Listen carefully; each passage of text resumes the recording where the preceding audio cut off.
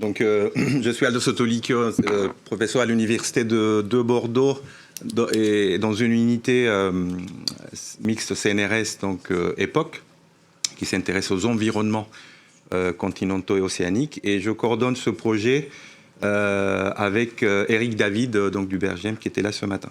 Alors, IRICOT, donc vous avez vu la présentation sur la montagne, c'est le cousin, on va dire, littoral. IRICOT, c'est pour une meilleure compréhension des risques littoraux face aux enjeux, en particulier des changements globaux. Mais là aussi, pour expliquer un petit peu rapidement le contexte, on parle d'une zone attractive, là aussi, qui attire les populations, qui grandit. Il y a des vulnérabilités sociétales, physiques, en particulier dans le contexte de changement climatique. Et puis, il y a des évolutions qui semblent rapides, liées aussi bien aux pratiques sociales et aux conflits d'usage qu'aux modifications physiques elles-mêmes.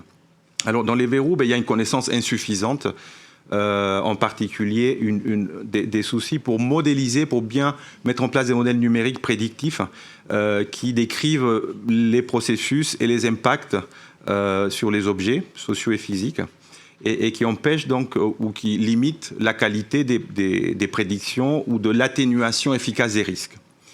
Parmi les verrous aussi, on a constaté donc un problème dans l'emboîtement des échelles. Bon, ça, c'est dans nos disciplines scientifiques, c'est assez classique, mais là, il y a vraiment un souci à faire les changements d'échelle entre les grandes échelles et les échelles locales, des forçages, des impacts. Et puis ça, je parle là d'espace, mais aussi l'échelle temporelle. Il y a aussi quelques trous dans la raquette, on voudrait dire, en particulier pour prédire ce qui se passe aux échelles dites saisonnières. Je vais revenir un petit peu là-dessus tout à l'heure. Et puis enfin, un besoin d'affiner en fait les trajectoires socio-économiques dans le contexte de changement climatique changeant et rapide. Voilà. Donc tout ça a amené à identifier une série d'objectifs, là pour le moment très généraux. Vous voyez, c'est mieux comprendre, évidemment, mieux quantifier, mieux connaître tout un tas de processus, donc d'aléas physiques, mais aussi de processus sociologiques et socio-historiques qui se passent sur ce littoral. Améliorer les méthodes. Et puis, mieux intégrer les avancées dans les évaluations de risques. Alors, les premières questions de compréhension, on pourrait dire, elles sont abordées, la communauté scientifique de la physique, de l'océanographie littorale se les approprie assez aisément. Par contre, après, il y a le côté du transfert ou de le transfert vers la gestion de crise. Ça, c'est un travail qui doit se faire avec des spécialistes, et donc ça déborde ça du PC. Je vais revenir après aussi sur ce point. Donc des objectifs, voilà, il y a tout ça. Il y a aussi mieux établir des projections des risques globalement sur nos façades littorales. Donc, alors tout ça, ça part d'une réflexion qui a été menée de manière très large à l'époque, avant même la soumission du projet, avec une communauté littoraliste. J'ai parlé un petit peu ce matin en réponse à une question du SNO d'Inalit. En fait, dans l'IR Illico, il se trouve que c'est comme ça, c'est une chance, c'est pas un hasard, mais c'est une bonne chose.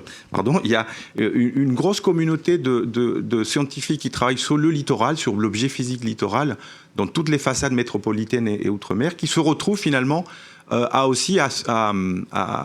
piloter ces sites de SNO. Et ils ont participé collectivement avec d'autres partenaires à l'établissement à valider ces verrous, on va dire. Et ça nous a aidé à construire le projet qui, lui, par contre, il s'est fait dans un périmètre plus restreint de partenaires.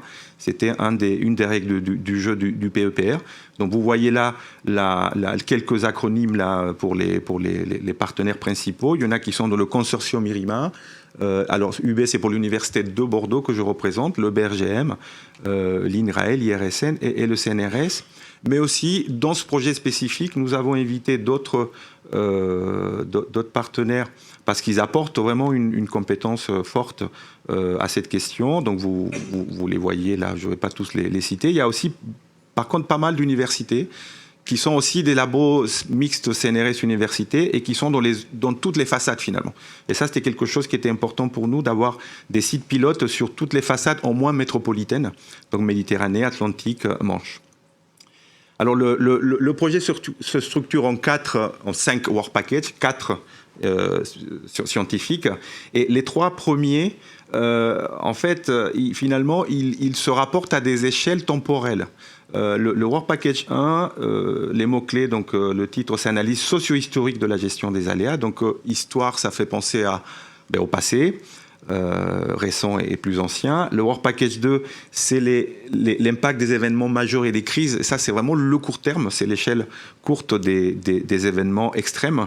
Et puis le Work Package 3 s'intéresse à la prévision saisonnière et décennale des aléas, c'est-à-dire une échelle intermédiaire entre la tempête, l'événement court, extrême, et l'aspect historique.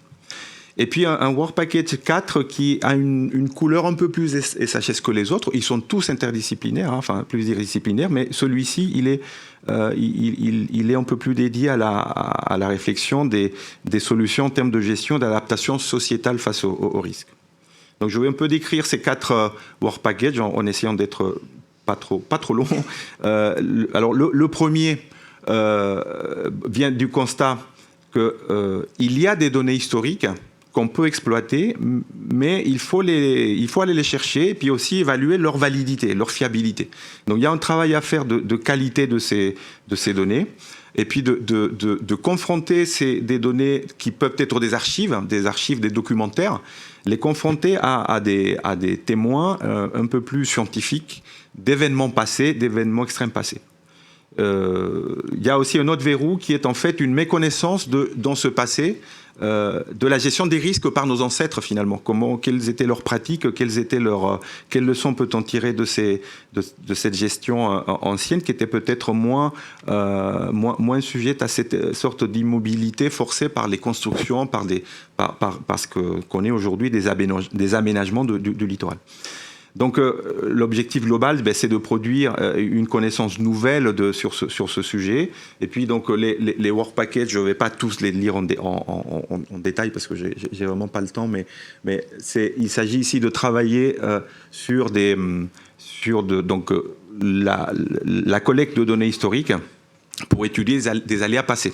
Ça, c'est un premier grande idée de ce work package.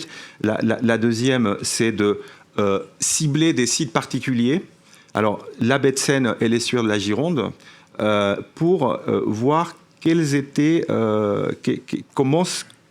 l'impact des aménagements anthropiques dans la propagation des aléas sur ces régions, afin d'en tirer des leçons de sensibilité à certains facteurs. Et puis la troisième grande idée, qui est la tâche 23, c'est de travailler sur ces trajectoires d'adaptation. Quelle a été la gestion passée des risques naturels. Donc dans le deuxième work package, on change d'échelle. C'est l'impact des événements dits majeurs et des crises, c'est-à-dire en gros, je vais en gros résumer, c'est qu'est-ce qui se passe pendant une tempête. Parce que finalement, on fait le constat que les processus mis en jeu pendant ces événements, qualitativement, c'est ce qui se passe, c'est très énergétique, c'est très non linéaire et ce sont des choses qui sortent en gros des grandeurs moyennes, mais finalement, on manque de données de tout ça, on manque d'observation parce que concrètement, c'est très difficile d'aller faire des mesures pendant une tempête, hein, ça va de soi. Or, c'est bien ça ce qu'on cible ici. Il y a un défi qui est de regarder d'un peu plus près ce qui se passe en particulier en termes d'impact sur le littoral, c'est-à-dire transport de sable, érosion, rupture d'une falaise. Voilà, c'est en gros ça les verrous que l'on essaie d'aborder dans cette work package. L'objectif, c'est d'améliorer les connaissances sur ces thèmes particuliers pour améliorer les capacités prédictives. Ici, il va s'agir de faire un effort sur des mesures in situ, sur certains sites, des plages sableuses, des systèmes plages dunes, de regarder par exemple, de mesurer le flux de sable, donc d'où ici le processus éolien. En fait, on ne sait pas trop le flux de sable par le vent, finalement, quelle est la quantité de sable transporté par le vent lors d'un événement de tempête. C'est quelque chose qui n'est pas vraiment bien considéré dans les modèles. Tout à l'heure, j'ai répondu moi aussi à la question sur les services d'observation, en particulier illico. Ben justement, ce Work Package, par exemple, va s'appuyer fortement sur des sites du service d'observation d'INALIT labellisé, donc de l'IR illico. On va profiter du fait qu'il y a des mesures de profil de plage, des mesures de niveau d'eau sur tout un tas de sites littoraux du SNO pour les réinvestir dans ce projet. Bon, et puis évidemment on va essayer de progresser dans la modélisation de tout ça, modélisation numérique avec des modèles communautaires que je ne vais pas détailler ici mais qui sont bien ciblés. Et donc là aussi les sites pilotes identifiés sont la façade atlantique, le littoral basque par exemple où il y a des plages à falaises, le littoral atlantique plus au nord où on va cibler des plages sableuses. Et puis en Méditerranée, aussi bien plages sableuses et plages à falaises, et en Corse notamment. Le troisième Work Package, donc on change encore d'échelle, l'échelle dite saisonnière et décennale. En fait, le constat ici, c'est que on sait à peu près bien prédire la météo dans quelques jours, pour le dire comme ça, d'ici quelques jours, quelques semaines.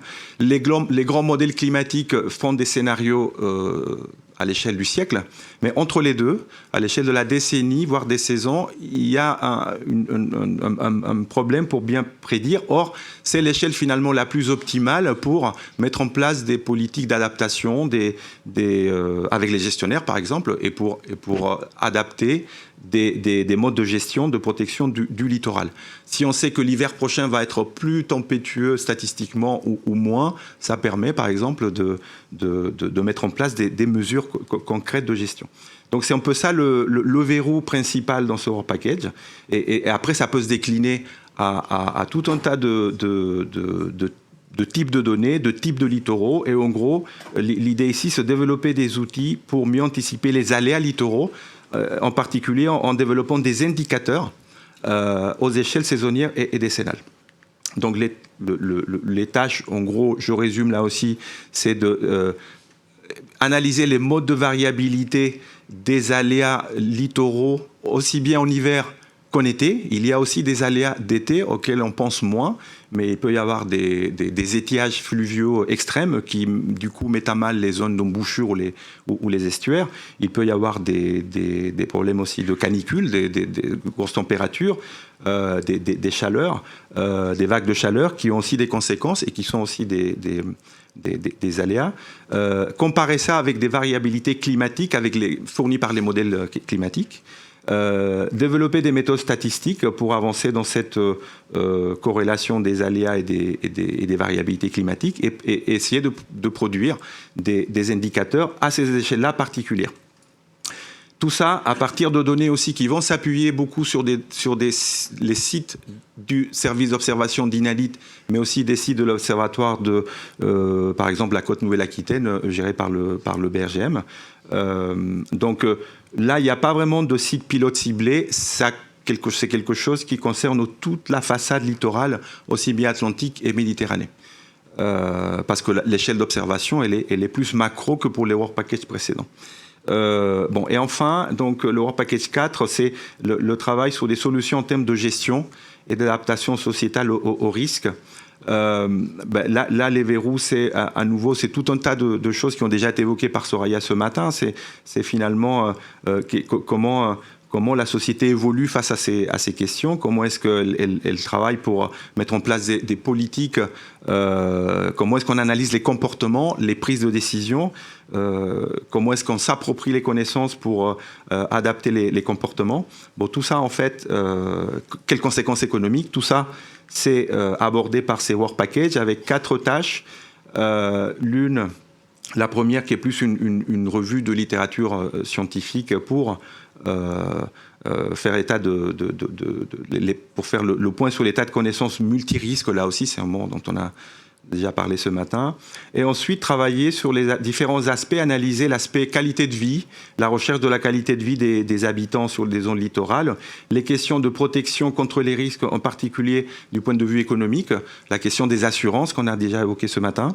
Et puis après, la partie transformation de gouvernance, c'est-à-dire comment est-ce que les citoyens participent finalement à la prise de décision et au changement, transformation des politiques et de gouvernance de ces zones face aux risques. Voilà, donc ça c'est les 4 work packages de ce projet. En termes de RH, finalement, le PEPR nous soutient avec 4 doctorants et 10 postdocs.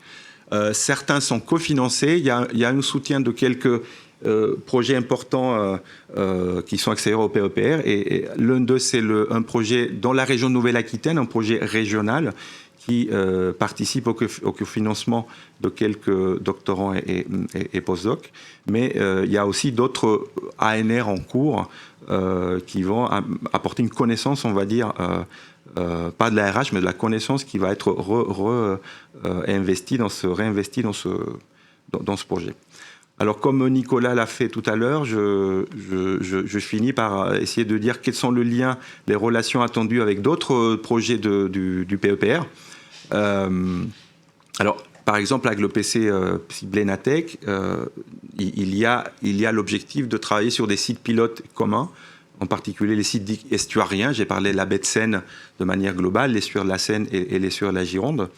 Avec le PC Outre-mer, il y a aussi une approche qu'il faut peut-être reprendre parce qu'il y a eu un temps où on a un peu moins communiqué, nous, en travaillant à l'affination de notre projet, mais qui concerne l'approche sur les événements extrêmes. Avec le PC risque maintenant, il y a l'approche multirisque où on pourra partager des données et des connaissances, en particulier là aussi grâce au site pilote commun en Nouvelle-Aquitaine. Avec le PC ciblé montagne, nous avons un intérêt commun à à mutualiser une approche sur l'analyse historique de quelques données. Et puis, avec le PC plateforme, enfin, Joël l'a décrit sans trop entrer dans le détail, mais il y aura aussi une contribution de ce PC pour fournir quelques données qui vont être peut-être des cas-tests ensuite de cette plateforme Vigirisque. Et puis Intelligent Mapping aussi, c'est un des socles, là, des objets du PC plateforme avec lequel on va travailler en étroite collaboration, puisqu'en fait, il est en relation avec les images satellites, qui est un type de données qui, pour nous, dans le PC sur les risques littoraux, est super utile, très important et très intéressant à exploiter. Et puis enfin, ça c'est une phrase qui n'a pas changé depuis l'an dernier, mais qui était que nous étions intéressés par les retombées des chaires. Il y a une des chaires qui a été déjà décrite, qui va travailler sur les données, sur les modèles. C'est quelque chose qui, à mon avis, aura des retombées intéressantes, des échanges intéressants aussi avec notre projet ciblé. Voilà. Merci de votre attention.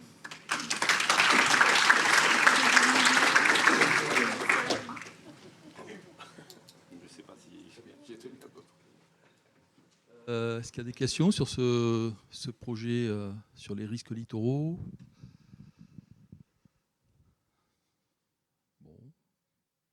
Bon. Oui, Vincent.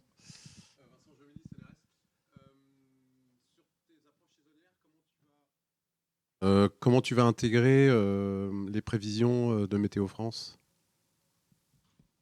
Est-ce que tu reprends les projections futures des modèles climatiques réalisés pour l'horizon 2050 que tu dégrades? C'est ça ma question en fait. En fait, à l'échelle, alors ça c'est quelque chose qui était qui est toujours un objectif, mais pour lequel il y a eu des discussions avec le PEPR Trax pour voir si ça pouvait être mis en place. Alors c'est quelque chose qui est en discussion. Donc pour le moment, ça ne va pas démarrer tout de suite, mais ce serait une des approches. Alors par contre, ce qui va être fait sûr, alors c'est pas décrit là, j'ai pas eu le temps de le développer, c'est qu'il y a des indices de variabilité climatique type ENAO par exemple, et d'autres qui ont été depuis publiés dédiés à des indicateurs spécifiques de variabilité des pressions par exemple atmosphériques en Europe de l'Ouest, qui sont en soi des indicateurs de variabilité climatique saisonnière et qui vont être, eux, utilisés, mis en face de données du littoral, des données de dynamique, de changement du littoral. Les prédictions météo, justement, c'est quelque chose que... il y a un souci d'échelle, en fait, on va dire, justement. C'est quelque chose qui, dans la réflexion qu'on a eue pour préparer le projet, on n'a pas eu le temps, en fait, malheureusement, d'aller au fond de cette question pour savoir comment proposer un projet clairement bien ficelé qui résoudrait cette question. Mais effectivement, ça demande de continuer la discussion avec les collègues qui sont dans POPR Tracks pour voir comment, justement, faire le pas de faire ce changement d'échelle entre les prédictions météo et nos échelles à nous qui sont beaucoup plus petites, de très haute résolution dans nos objets littoraux. Merci beaucoup.